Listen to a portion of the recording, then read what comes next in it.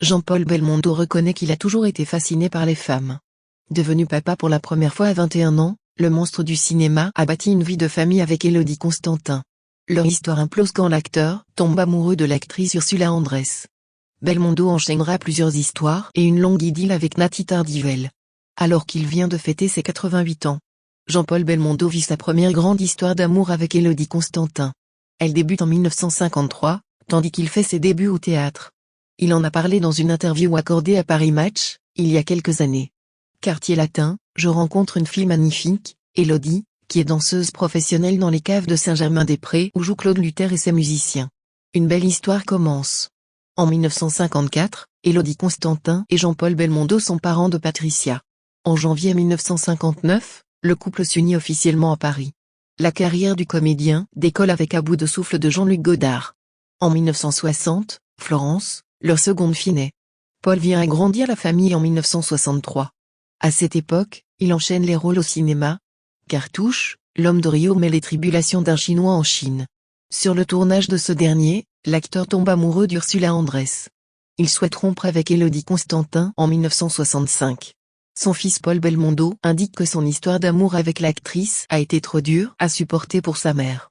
Jean-Paul Belmondo raconte que son histoire avec Ursula Andress n'était pas de tout repos et que parfois il a eu quelques disputes mémorables avec elle. L'histoire avec elle s'est donc ensuite arrêtée.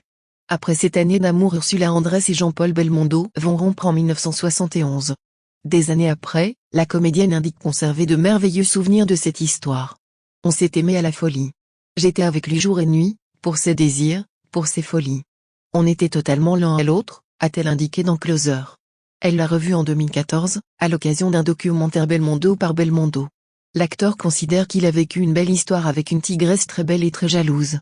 Sur le tournage des Mariés de l'an 2 qui a eu lieu en Italie, Jean-Paul Belmondo et Laura Antonelli sont tombés amoureux. Belmondo se sépare d'Ursula Andress et l'actrice quitte son conjoint. Le couple vit à Paris. L'histoire dure 8 ans. L'acteur reconnaît avoir pu être parfois insupportable avec l'actrice. Au cinéma, il se retrouve sur la comédie Docteur Popol de Claude Chabrol, en 1972.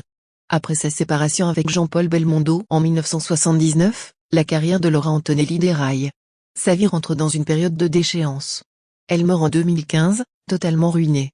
À 73 ans, elle a succombé à une crise cardiaque. Jean-Paul Belmondo et Carlos Sotomayor se rencontrent sur le tournage du film Le Marginal, en 1983.